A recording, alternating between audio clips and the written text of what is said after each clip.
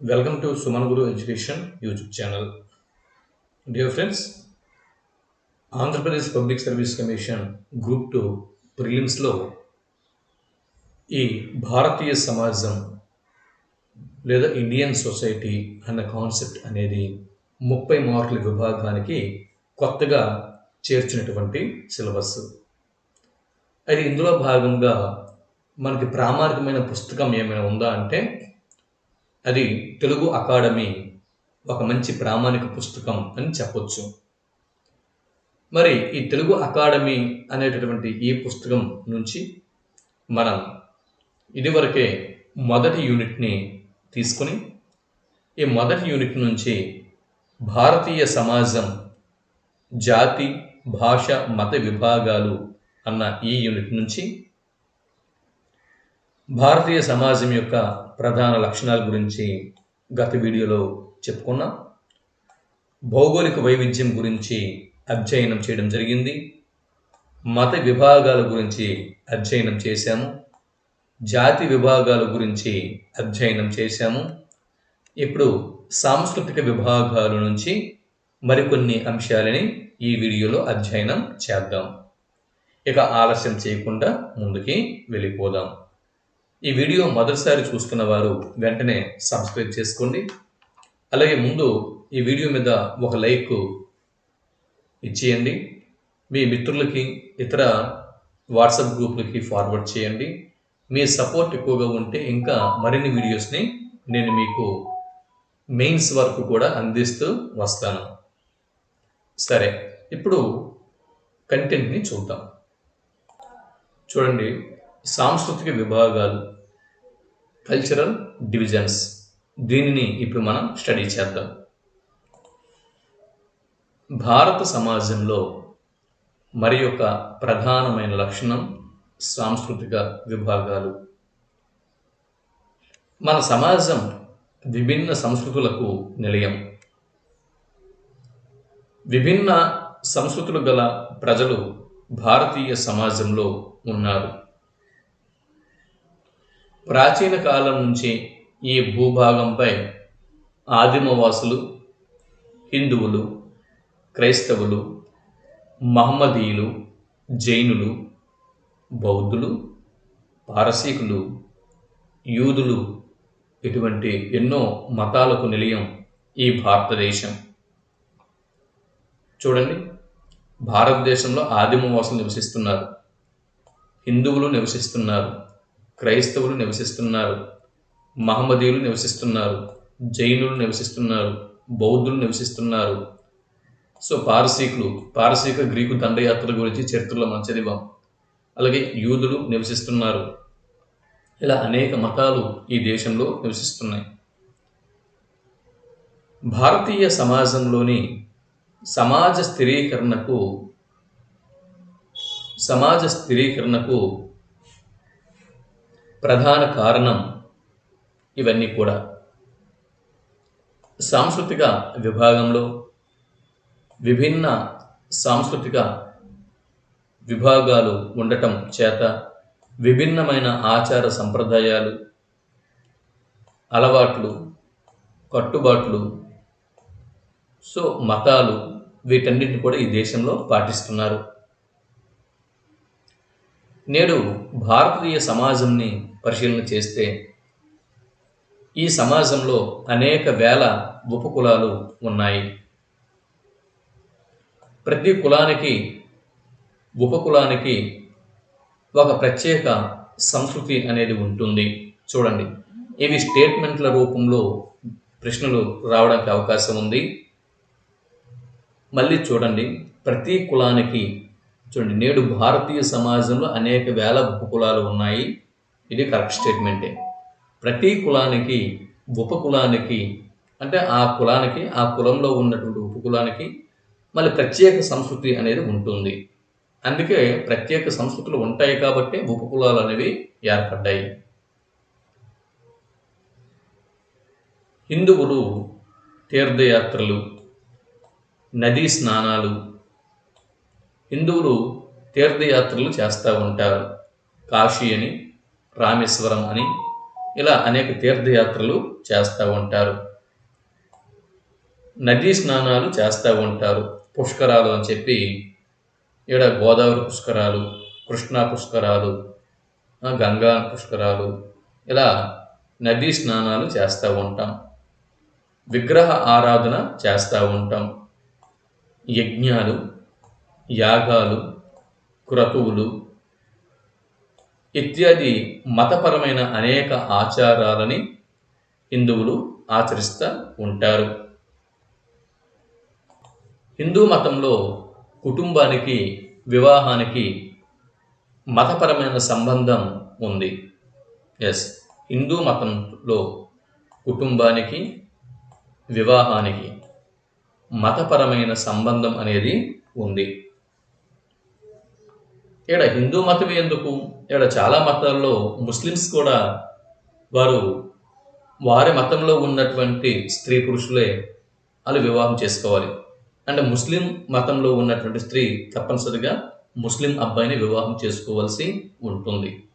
ప్రతి మతంలో కూడా మతపరమైన సంబంధాలు అనేవి వివాహానికి ఉంటాయి. ఒక హిందూ కుటుంబం మాత్రమే కాదు.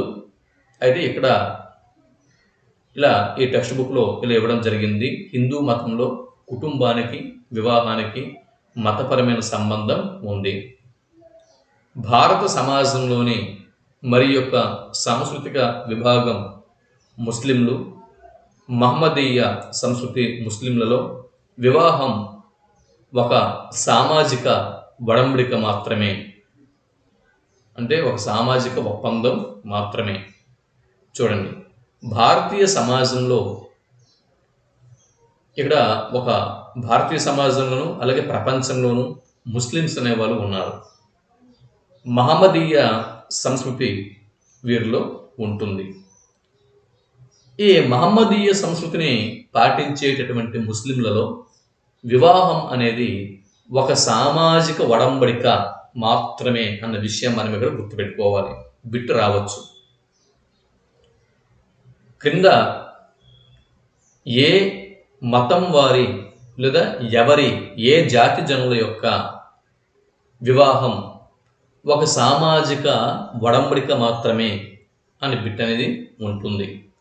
లేదా మహమ్మదీయ సంస్కృతి ముస్లింలలో వివాహం అన్న ప్రక్రియ అని ప్రశ్న ఇచ్చి ఆప్షన్లలో ఇది ఒక సామాజిక వడంబడిక మాత్రమే అని ఒక ఆప్షన్ అనేది ఉంటుంది. అలా ఉంటే దీనిని ఒక సామాజిక వడంబడిక మాత్రమే అని జవాబుని గుర్తించాల్సి ఉంటుంది. బహుభార్యత్వం ఇక్కడ ముస్లింలలో అనుమతించబడింది.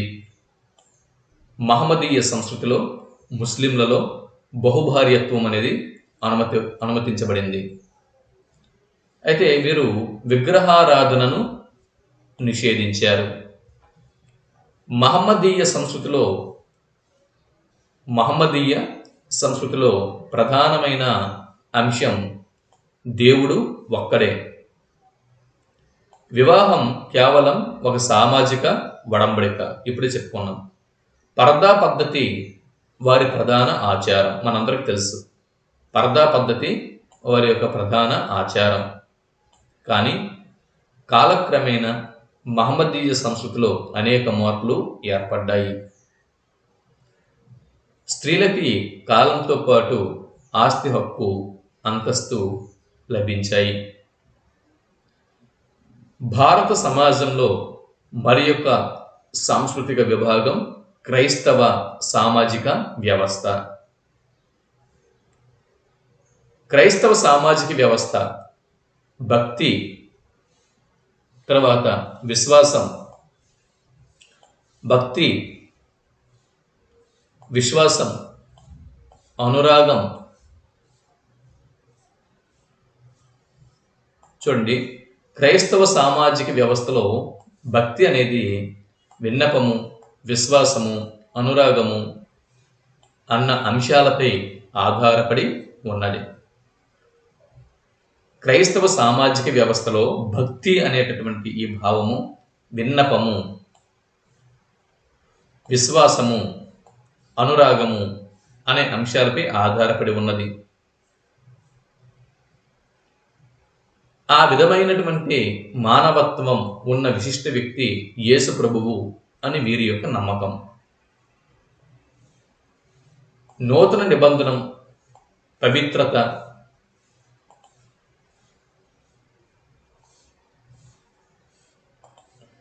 పవిత్ర రచనలు, అపోస్టోల్స్ మొదలైన వాటి ద్వారా క్రైస్తవ మత పుట్టు పూర్వోత్తరాలను, అమిత ప్రధాన అంశాలను వ్యాప్తికి తీసుకురావడం జరిగింది. క్రైస్తవుల యొక్క పవిత్ర గ్రంథం బైబిల్. బైబిల్ సిద్ధాంతం ప్రకారము సంతానము, పరస్పర ప్రేమ అనునవి వివాహం యొక్క ధర్మాలు. బైబిల్ సిద్ధాంతం ప్రకారము సంతానము, పరస్పర ప్రేమ ఇవి వివాహం యొక్క ధర్మాలు. గుర్తుపెట్టుకోండి. అందుచేత క్రైస్తవ సంస్కృతిలో స్త్రీ పురుషులిద్దరూ కూడా సమానం. భగవంతుని యొక్క సృష్టిలో స్త్రీ పురుషుల శక్తి సామర్థ్యాలను బట్టి భేదం ఉన్నప్పటికీ వారి మధ్య తేడా అనేది లేదు. ఇరువురు కూడా దేవుని బిడ్డలే. భారత సమాజంలో క్రైస్తవ వివాహ కార్యకలాపాలలో హిందువుల ఆచార వ్యవహారాల ప్రభావం ఉంటుంది. కానీ వివాహ పద్ధతులలో కొన్ని తేడాలు ఉన్నాయి. భారతీయ సమాజంలో క్రైస్తవ సాంస్కృతిక విభాగానికి, హిందూ సాంస్కృతిక విభాగానికి సన్నిహిత సంబంధం అన్ని విధాలైన సాంస్కృతిక అంశాలలోనూ ఉన్నది.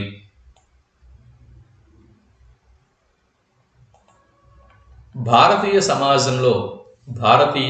సమాజంలో నేటికి ఆదిమ తెగలు, ఆదిమ వాసులకు విభిన్న సంస్కృతులు ఉన్నాయి.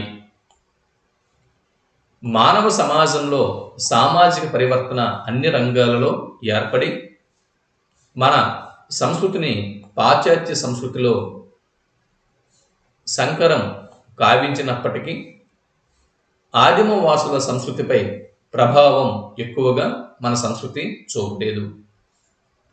నేటికి ఆదిమ వాసులలో ప్రకృతి ఆరాధన మొదలైన ప్రత్యేకమైన ఆచారాలు కనిపిస్తాయి. ఆధునిక భారత సంస్కృతి పాశ్చాత్య సంస్కృతి ప్రభావం వల్ల అనేక నూతన మార్పులకు లోనవుతూ ఉంది.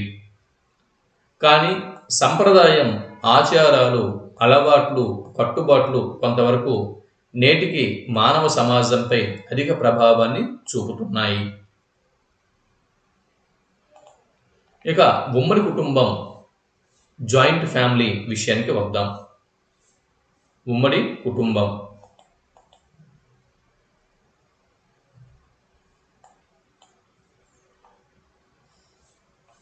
భారత సమాజం మరి యొక్క ప్రధాన లక్షణం ఉమ్మడి కుటుంబ వ్యవస్థ. భారతీయ సమాజం యొక్క మరో ప్రధాన లక్షణం ఉమ్మడి కుటుంబ వ్యవస్థ. ప్రతి సమాజంలో కూడా, భారతదేశంలో ప్రతి సమాజంలో కూడా కుటుంబ వ్యవస్థ అత్యంత ప్రధానమైనది. సమాజ అవగాహన కేవలం కుటుంబంపై ఆధారపడి ఉంటుంది. ఇది ఉమ్మడి కుటుంబం గురించి, జాయింట్ ఫ్యామిలీ గురించి బిట్టు వస్తుంది, జాగ్రత్తగా పరిశీలన చేయండి. జాయింట్ ఫ్యామిలీ ఇప్పుడు ఏదైతే చెప్పుకుంటున్నామో ఇక్కడ నుంచి బిట్ అనేది తప్పనిసరిగా వస్తుంది. ప్రతి లైన్ కూడా మనం చూడాల్సి ఉంటుంది, స్టడీ చేయాల్సి ఉంటుంది. బిట్టు ఎలా ఫ్రేమ్ చేస్తాడో తెలియదు కాబట్టి బిట్టు ఎలాగైనా రావచ్చు, అప్లికేషన్ మెథడ్లో ఇవ్వచ్చు. కాబట్టి ప్రతి లైన్ని కూడా స్టడీ చేయండి. ఉమ్మడి కుటుంబం నుంచి తప్పనిసరిగా బిట్టు వస్తుంది. మళ్ళీ చెప్తున్నా. ఇక్కడ భారతీయ ఉమ్మడి కుటుంబం, జాయింట్ ఫ్యామిలీ చూద్దాం. ఒక్కొక్క పాయింట్ కొంచెం ఆలస్యమైన మనం అవగాహన చేసుకుంటూ ఒక పరిపూర్ణమైనటువంటి అవగాహనతో ముందుకు వెళ్దాం. భారత సమాజం మరి యొక్క ప్రధాన లక్షణం ఉమ్మడి కుటుంబ వ్యవస్థ. ఇది భారత సమాజం యొక్క ప్రధాన లక్షణం. ప్రతి సమాజంలోనూ కుటుంబ వ్యవస్థ అత్యంత ప్రధానమైనది. సమాజంలో అత్యంత ప్రధానమైనది కుటుంబ వ్యవస్థ. సమాజ అవగాహన అనేది, సమాజంని అవగాహన చేసుకోవడం అనేది కేవలం కుటుంబంపై ఆధారపడి ఉంటుంది. సమాజ అభివృద్ధికి సమాజ అవ్యవస్థకు ప్రధానమైనది కుటుంబం అన్న విషయం ఇక్కడ మనం గుర్తుపెట్టుకోవాల్సి ఉంటుంది. కుటుంబ వ్యవస్థలో నానాటికి మార్పులు ఏర్పడుతున్నప్పటికీ నాటి నుంచి నేటి వరకు అత్యంత కీలకమైన స్థానం కుటుంబ వ్యవస్థ ఆక్రమించింది. ఇది మొదటి పారాగ్రాఫ్. భారత సమాజంలో కుటుంబ వ్యవస్థకు ఒక ప్రత్యేకమైన స్థానం ఉంది. మన సమాజంలో కుటుంబ వ్యవస్థకి ఒక ప్రత్యేకమైన స్థానం ఉంది. భారతీయ సమాజంని అర్థం చేసుకోవటానికి కుటుంబం యొక్క అవగాహన చాలా అవసరం. ఇదొక బిట్టు. భారతీయ సమాజాన్ని మనం అర్థం చేసుకోవాలి అంటే ముందుగా భారతదేశపు కుటుంబ వ్యవస్థ మీద సరైన అవగాహన మనకు ఉండాలి. సో భారతీయ కుటుంబ వ్యవస్థ పిల్లల్ని ఎలా తీర్చిదిద్దుతుంది, తన వారసుల్ని అన్నది స్టడీ చేస్తే దీన్ని బట్టి భారతీయ సమాజం అనేది ఏమిటి అనేది మనకి అర్థం అవుతుంది. ఈ భారత సమాజంలో ఉమ్మడి కుటుంబ వ్యవస్థ పాత్ర గణనీయమైనది. ఓకే, మన భారతదేశ సమాజంలో ఉమ్మడి కుటుంబ వ్యవస్థ పాత్ర చాలా ఇన్ఫ్లుయెన్స్ అనేది సమాజం మీద చూపిస్తుంది. వెస్టర్న్ కంట్రీస్లో అలా కాదు. మనుషులకి యుక్త వయసు రాగానే, ఒక మేజర్ అవగానే వాళ్ళకి కుటుంబాలతో సంబంధాలు తెగిపోతూ ఉంటాయి. వెస్టర్న్ కంట్రీలలో ఒక్కొక్కరికి 2-3 వివాహాలు ఉంటాయి. సో ఎవరిని పెళ్లి చేసుకుని పిల్లల్ని కంటారో కూడా వారికి తెలియదు. కొంతమందికి తండ్రులు వేరే వేరేగా ఉంటారు, తల్లులు వేరే వేరేగా ఉంటారు. వాళ్ళకి 15 సంవత్సరాల వయసు, 18 సంవత్సరాలు యుక్త వయసు రాగానే వాళ్ళకి ఒక ఇండివిజువల్ లైఫ్ అనేది ఉంటుంది. వారి మీద కుటుంబం యొక్క ఎఫెక్ట్ అనేది అంత చూపించదు. ఎవరికి నచ్చిన జీవితం వాళ్ళు అనుభవిస్తూ ఉంటారు, జీవిస్తూ ఉంటారు. కానీ భారతదేశంలో అలా కాదు. మనం పుట్టిన నుంచి మన తల్లిదండ్రులు, మన తాత ముత్తాతలు మరణించినంత వరకు కూడా వారి యొక్క వారసుల మీద, సంతానం మీద నిఘా అనేది ఉంటుంది. వారి యొక్క ప్రభావం అనేది అడుగడుగున కూడా ఉంటుంది. ఉమ్మడి కుటుంబ వ్యవస్థ విశిష్టమైనటువంటి భారత సమాజం యొక్క ప్రధాన లక్షణం. సామాజిక వ్యవస్థలోని ఇది ఒక విభాగం. ఈ కుటుంబ వ్యవస్థ సామాజిక జీవనంలో గణనీయమైన పాత్రని నిర్వహిస్తున్నది. నాటి నుంచి నేటి వరకు మన సమాజంలో ఈ ఉమ్మడి కుటుంబ వ్యవస్థ ఆచారయోగ్యంగా ఉంది. భారత సమాజం గ్రామీణ సమాజం. మన భారతదేశం ఎక్కువగా గ్రామాలతో కూడి ఉన్నటువంటి దేశం. ఇక్కడ వ్యవసాయమే ప్రధాన వృత్తి. అందువల్ల ఉమ్మడి కుటుంబ వ్యవస్థ అత్యంత అవసరం అయ్యింది. ఉమ్మడి కుటుంబ వ్యవస్థలో లక్షణాలు చూడండి. ఉమ్మడి కుటుంబ వ్యవస్థలో ఇవి చూడండి. ఉమ్మడి కుటుంబ వ్యవస్థలో ఉమ్మడి నివాసం ఉంటుంది. అందరూ కూడా ఉమ్మడిగా ఒకే దగ్గర నివసిస్తూ ఉంటారు. ఉమ్మడి పంట అనేది ఉంటుంది. ఉమ్మడి ఆస్తి అనేది ఉంటుంది. ఉమ్మడి ఆదాయం అనేది ఉంటుంది. సంప్రదాయాలు, ఆచారాలు, అలవాట్లు, వారసత్వం ఇవన్నీ కూడా ఉమ్మడిగానే ఉంటాయి. ఈ కుటుంబ వ్యవస్థలో అనేక తరాలకు చెందిన బంధువులు కలిసి ఒకే ఇంటిలో జీవనం సాగిస్తూ ఉంటారు. అంటే తాతలు, నాయనమ్మలది వాళ్ళది ఒక తరం, మన నాన్న, బాబాయిలు, పిన్నిలు వాళ్ళది ఇంకొక తరం, వారి పిల్లలము మనది ఇంకొక తరం, మన పిల్లలు వేరే తరం. సో ఇన్ని తరాలు కలిసి ఒకే కుటుంబంలో, ఉమ్మడి కుటుంబంలో జీవిస్తూ ఉంటారు. ఉమ్మడి కుటుంబ వ్యవస్థలో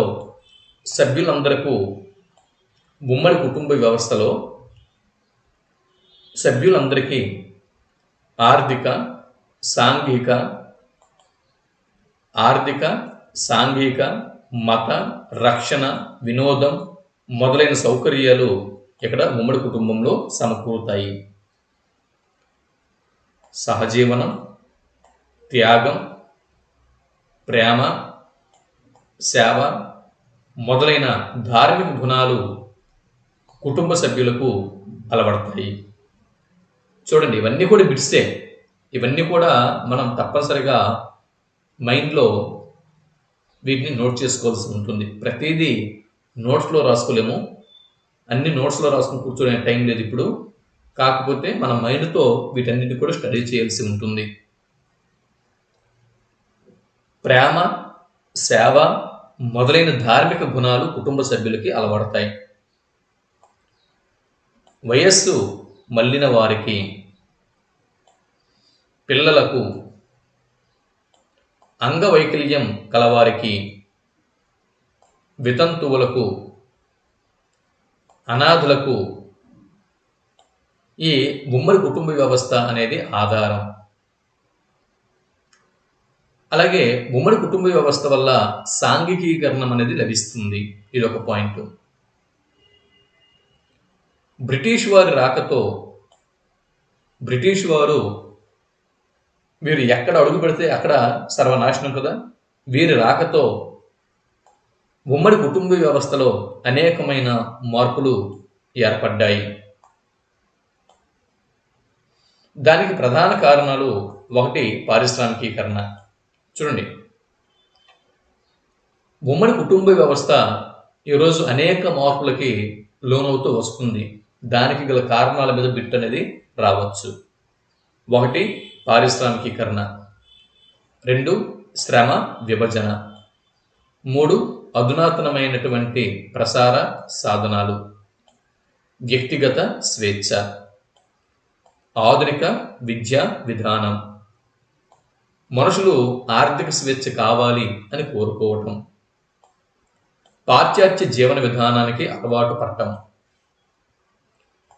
ధన విలువలు అంటే డబ్బు సంపాదించాలి, పర్సనల్గా ప్రాపర్టీని తొందరగా సంపాదించేయాలి అని చెప్పి అనుకోవటం, ఈ వారసత్వపరమైనటువంటి చట్టాలు, వివాహ చట్టాలు, వీటి యొక్క ప్రభావం ఫలితంగా ఈ కుటుంబ వ్యవస్థలో అనేకమైన మార్పులు జరుగుతూ వచ్చాయి. తత్ఫలితంగా ఉమ్మడి కుటుంబాలు విచ్ఛిన్నమై వ్యష్టి కుటుంబాలు లేదా చిన్న కుటుంబాలు ఆవిర్భవించాయి. ఇది ఉమ్మడి కుటుంబం మీద ఇన్ని రకాల కారణాలు అనేవి ప్రభావం చూపిస్తున్నాయి. ఒకసారి బాగా స్టడీ చేయండి. ఇకపోతే గ్రామీణ సమాజం. గ్రామీణ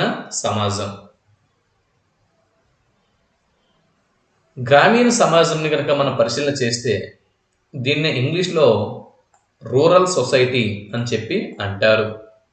రూరల్ సొసైటీ. భారతీయ సమాజంలో గ్రామాలు ఎక్కువ.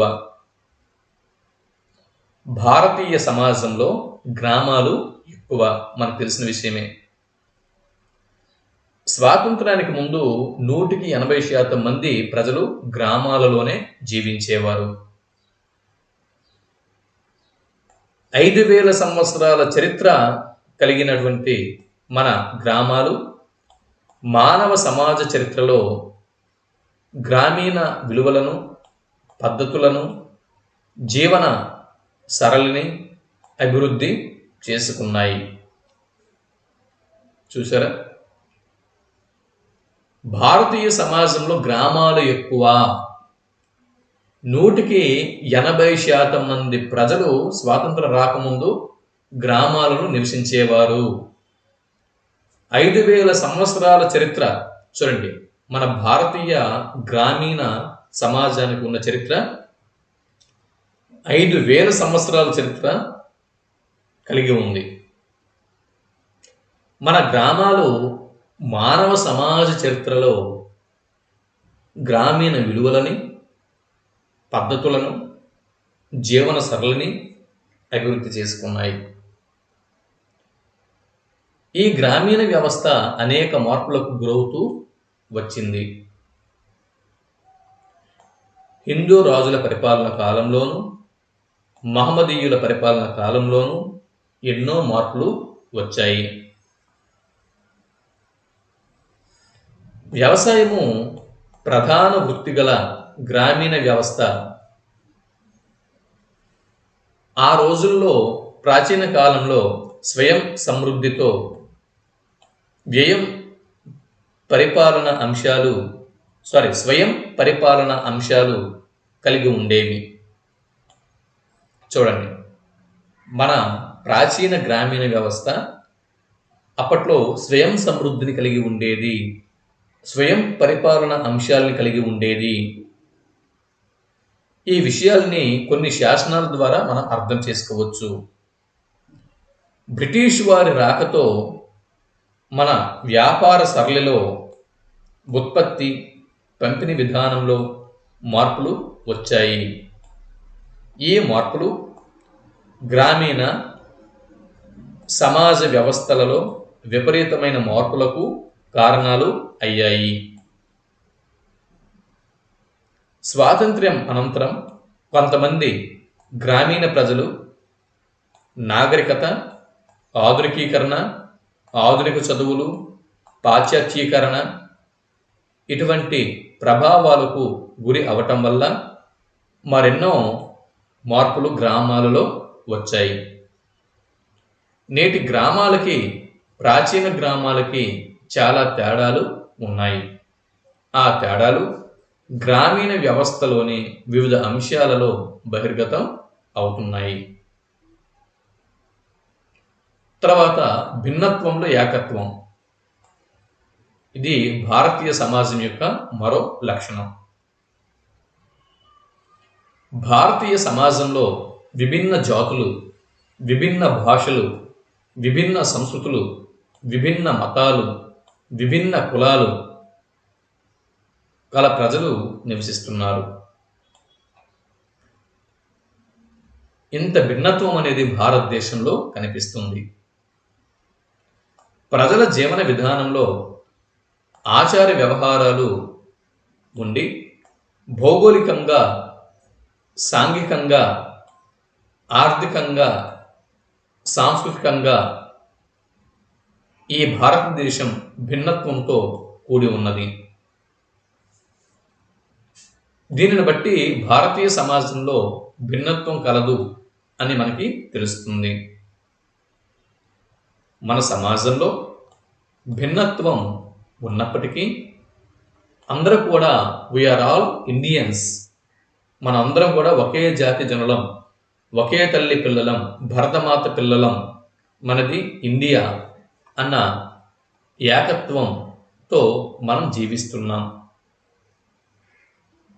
భిన్నత్వం కలిగిన ప్రజలలో ఏకత్వంని సాధించటానికి ప్రజల మధ్య మనం, మన ప్రజలు, మన దేశం, మన రాజ్యం, మనమందరం ఒక్కటే అనే భావనను పెంపొందించటానికి జాతీయ చిహ్నాలు అనగా జాతీయ జెండా, జాతీయ గీతం, జాతీయ భాష వీటిని మనం రూపొందించి తద్వారా భారతీయులలో ఏకత్వంని సాధించే ప్రయత్నం జరుగుతున్నది.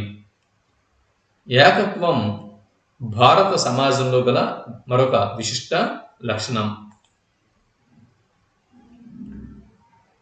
ప్రపంచ చరిత్రలో ఏ రాజ్యం, ఏ దేశం సాధించని ఏకత్వంని మన సమాజం సాధించడం జరిగింది. ప్రాచీన కాలంలో పురాణాలు, రామాయణం, మహాభారతాది గ్రంథాలు, అశోకుని పరిపాలన మొదలైన వాటి ద్వారా ఏకత్వంని సాధించడమైనది.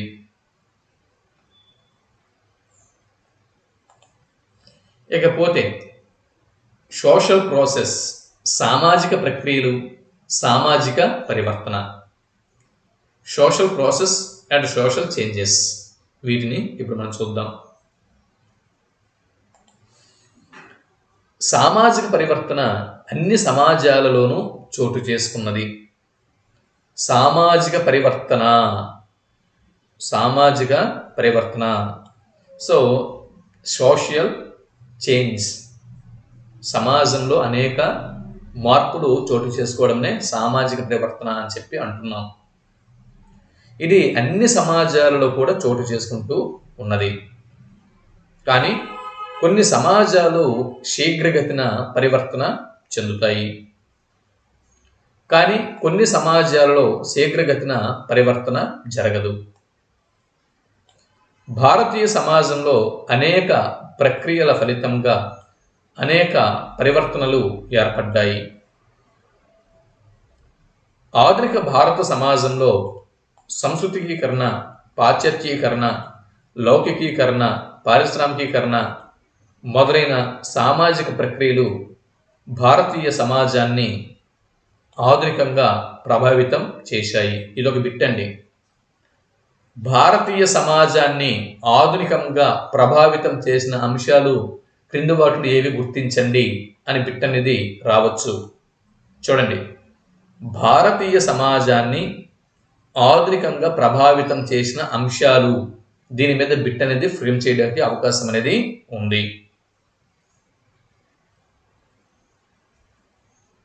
1 సంస్కృతీకరణ, 2 పాశ్చాత్యీకరణ, 3 లౌకికీకరణ, 4 పారిశ్రామికీకరణ.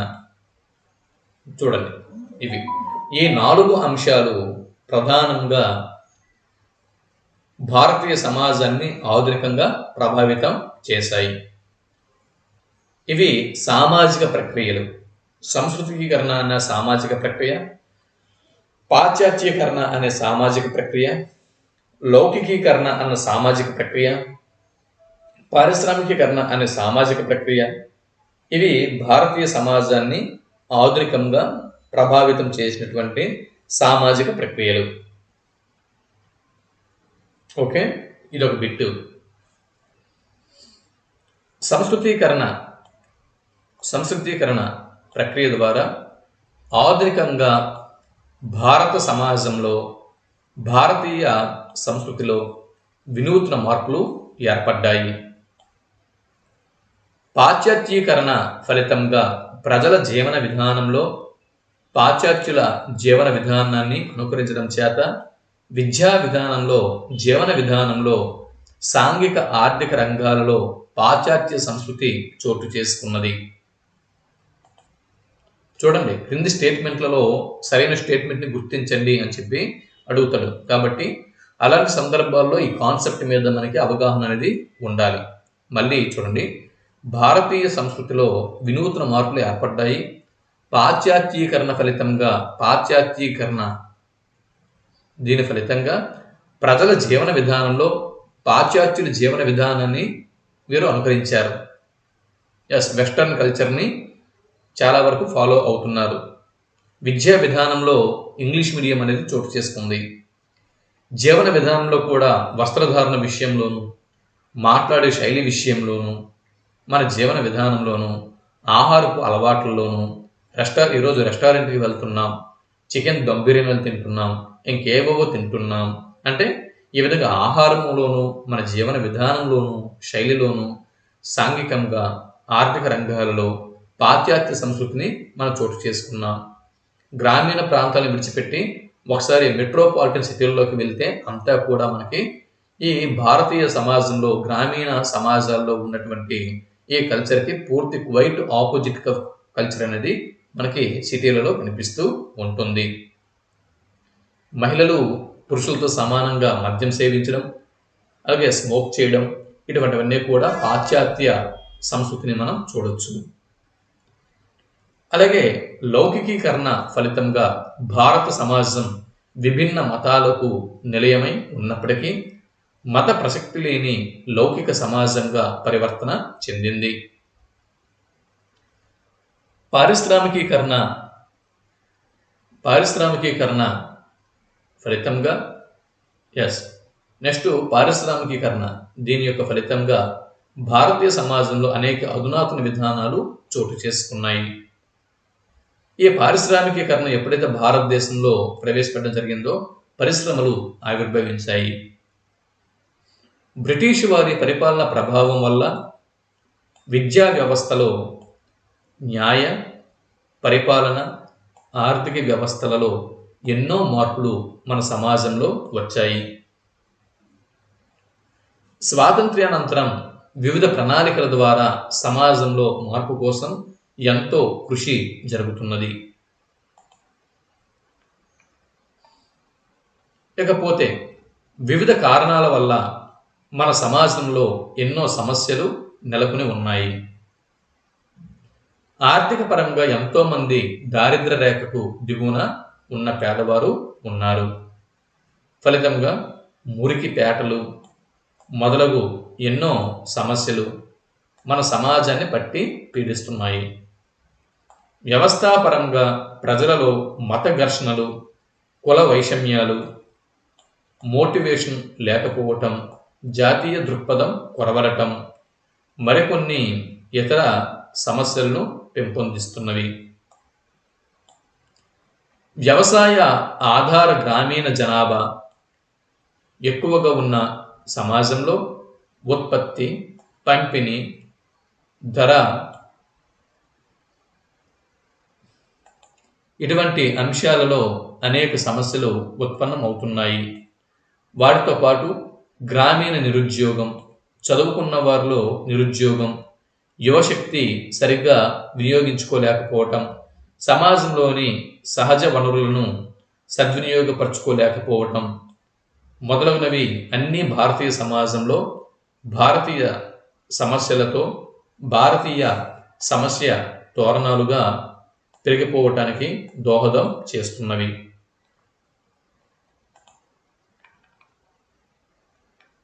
ఇకపోతే జాతీయ విభాగాలు. సమాజ శాస్త్ర అధ్యయనంలో అత్యంత ప్రధానమైనది జాతి. సమాజ శాస్త్రాన్ని అధ్యయనం చేసేటప్పుడు జాతి ఇది చాలా ప్రధానమైన అంశం. దీనిని ఇంగ్లీష్లో నేషన్ అని చెప్పి అంటారు. నేషన్ అనేటటువంటి ఈ పదం నేషియో అనే లాటిన్ పదం నుంచి జనించింది. బిట్టు మనకి ఎలా ఫ్రేమ్ చేయొచ్చు. జాతిని ఇంగ్లీష్లో నేషన్ అని చెప్పి అంటున్నాం. నేషన్ అనే ఇంగ్లీషు పదం నేషియో అన్న పదం నుంచి జనించింది. ఇంతకీ నేషియో అనేది ఏ భాషా పదం? గ్రీకు, లాటిన్, రోమన్, ఈ విధంగా అనేకమైన ఆప్షన్లు అనేవి ఉంటాయి. అయితే ఎక్కువగా మనము ఇది గ్రీకా లేకపోతే లాటినా అని కన్ఫ్యూజ్ అవుతా ఉంటాం. సో నేషియో అనేది లాటిన్ భాషా పదం. నేషియో అన్న లాటిన్ భాషా పదం నుంచి నేషన్ అన్న ఇంగ్లీషు పదం అనేది ఆవిర్భవించింది. దీన్ని తెలుగులో మనం నేషన్ని జాతి అని చెప్పి అంటున్నాం. మరి లాటిన్ పదం అయినటువంటి నేషియో అన్న పదానికి అర్థం ఏమిటి అని బిట్టు వస్తే సమూహం అని మన జవాబు గుర్తించాల్సి ఉంటుంది. కావున జాతి అనేటటువంటి ఈ పదం ఒక భాషా సమూహంగాను లేదా మత సమూహంగాను పేర్కోవచ్చు. జాతి అనే పదము భాషా సమూహం అంటే భాషాపరంగా వాడొచ్చు, అలాగే మతపరంగా కూడా వాడొచ్చు. ఆదిమ సమాజం నుంచి ఆధునిక సమాజం వరకు మానవ చరిత్రలో జాతి అనే భావనకు అధిక ప్రాధాన్యం ఉంది. Note this point. చూడండి, ఆదిమ సమాజం నుంచి ఆధునిక సమాజం వరకు మానవ చరిత్రలో క్రింది ఏ భావనకు అధిక ప్రాధాన్యత ఉంది, లేదా ఏ భావన అధిక ప్రాధాన్యతని చోటు చేసుకుంది అని బిట్టు వస్తే జాతి అని మనం జవాబు గుర్తించాల్సి ఉంటుంది.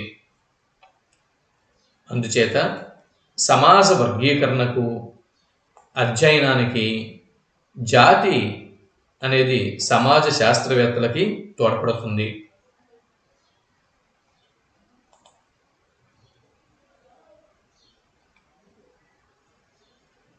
తర్వాత జాతి అనే పదానికి ఖచ్చితమైన అర్థాలు కానీ నిర్వచనాలు కానీ సమాజ శాస్త్రవేత్తలు నిర్దిష్టంగా పేర్కొనలేదు. సమాజ శాస్త్రవేత్తలు జాతి అన్న పదానికి నిర్దిష్టమైన నిర్వచనం లేదు అనే విషయం మనం గుర్తుపెట్టుకోవాల్సి ఉంటుంది. జాతి అనేటటువంటి ఈ పదాన్ని వివిధ అర్థాలలో ఉపయోగించడం జరిగింది. సాధారణంగా జాతి అనేటటువంటి ఈ పదంని ఒక భాషా సమూహంగా కానీ లేదా ఒక మతపరమైనటువంటి సమూహంగా కానీ పేర్కొంటారు. ఉదాహరణకి జైవిక సమూహాలైన నీగ్రో జాతి, శ్వేత జాతి ఒక భాషా సమూహం లేదా ఒక మత సమూహం.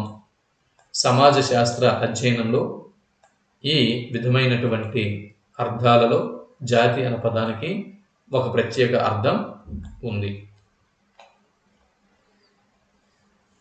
జాతి అనేది జైవిక లక్షణాలకు సంబంధించినది. Note this point. ఆ లక్షణాలను ఆధారంగా చేసుకుని వివిధ జాతుల వర్గీకరణ చేయటమైనది అని సమాజ శాస్త్రవేత్తల అభిప్రాయం. సో సమాజ శాస్త్రవేత్తలు అభిప్రాయం ప్రకారం జాతి అనేది ఏ రకమైనటువంటి లక్షణం అని బిట్టు వస్తే జైవిక లక్షణం. ఒకవేళ అందులో జైవిక లక్షణం, భాషాపరమైన లక్షణం, అలాగే మతపరమైన లక్షణం అని ఉంటే మూడింటికి మనం టిక్ పెట్టాల్సి ఉంటుంది. సమాజ శాస్త్రవేత్తల ప్రకారం జాతి అనేది జైవిక లక్షణాలకు సంబంధించినది.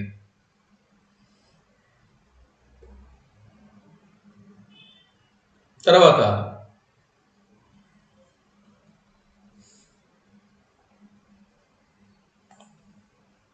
జాతి, దీని మీద కొన్ని నిర్వచనాలు ఉన్నాయి, చూద్దాం. ఆ నిర్వచనాల్ని, జాతి అన్న పదం యొక్క నిర్వచనాల్ని ఇప్పుడు మనం చూద్దాం. జాతి అనేటటువంటి పదాన్ని అనేక మంది సమాజ శాస్త్రవేత్తలు అనేక విధాలుగా నిర్వచనం ఇచ్చారు. A.W. గ్రీన్ ఇతడు జాతి అన్న పదానికి ఇచ్చిన నిర్వచనం ఏంటి? ఇతడి ప్రకారం ఈ నిర్వచనం అంతా మనకు అనవసరం అండి, నిర్వచనం అంతా కూడా గుర్తుపెట్టుకోవద్దు. జాతి అన్న అంశం గురించి బిట్టు వస్తే చూడండి, వారసత్వము, జైవిక లక్షణాలు, వారసత్వము మరియు జైవిక లక్షణాలు, ఈ రెండు పదాలు ఒక నిర్వచనంలో చోటు చేసుకుంటే అది A.W. గ్రీన్ నిర్వచనం అని మనం బ్లైండ్గా గుర్తుపెట్టాల్సి ఉంటుంది.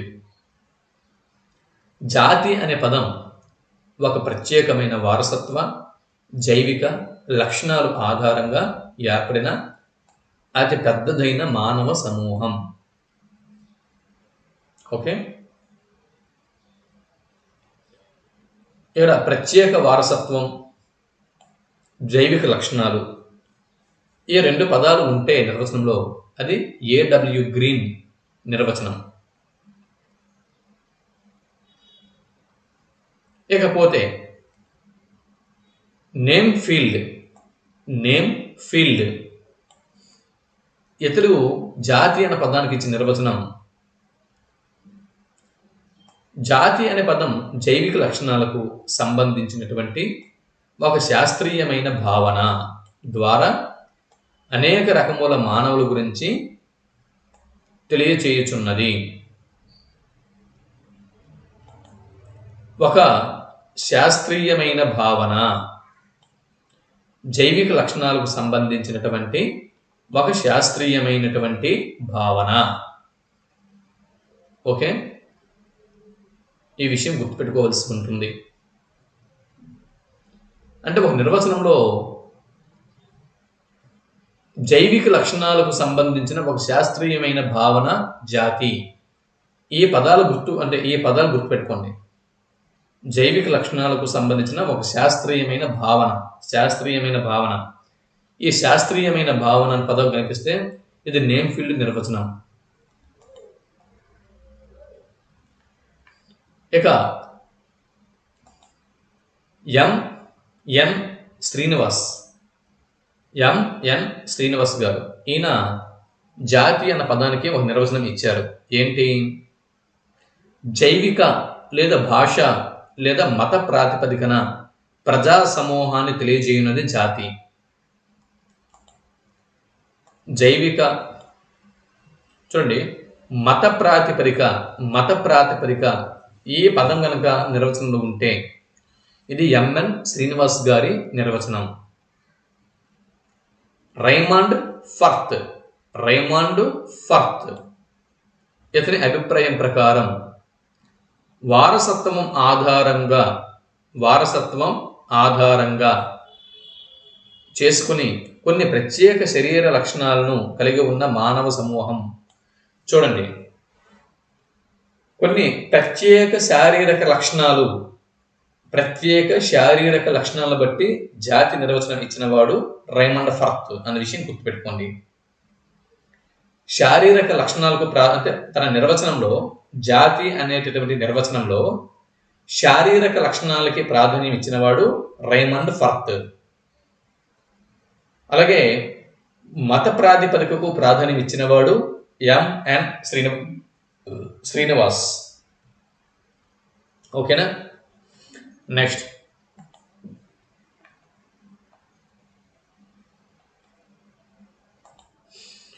ఈ వీడియో ఎక్కడికి ఇది ఉంచుదాం.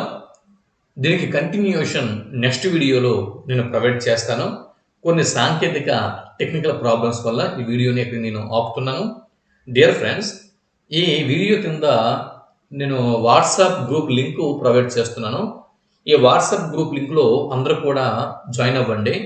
ఎందు గురించి అంటే మనం అన్నీ కూడా యూట్యూబ్లో మనం డైరెక్ట్గా ప్రజెంటేషన్ చేయలేము. కొన్ని ప్రైవసీ, కాపీరైట్ స్ట్రైక్స్ అంటే కొన్ని ప్రాబ్లమ్స్ అనేవి ఉన్నాయి. ఇలాగా కాపీరైట్స్ సమస్యలు అనేవి చాలా వరకు వస్తాయి. కాబట్టి వాట్సాప్ గ్రూప్లో కనుక మీరు జాయిన్ అయితే అమూల్యమైనటువంటి కంటెంట్ని మరింతగా మీరు అందుకునే అవకాశం అనేది ఉంటుంది. సరేనా? అయితే దీనికి కంటిన్యూషన్ మనం నెక్స్ట్ వీడియోలో చూద్దాం. అంతవరకు సెలవు. నమస్తే.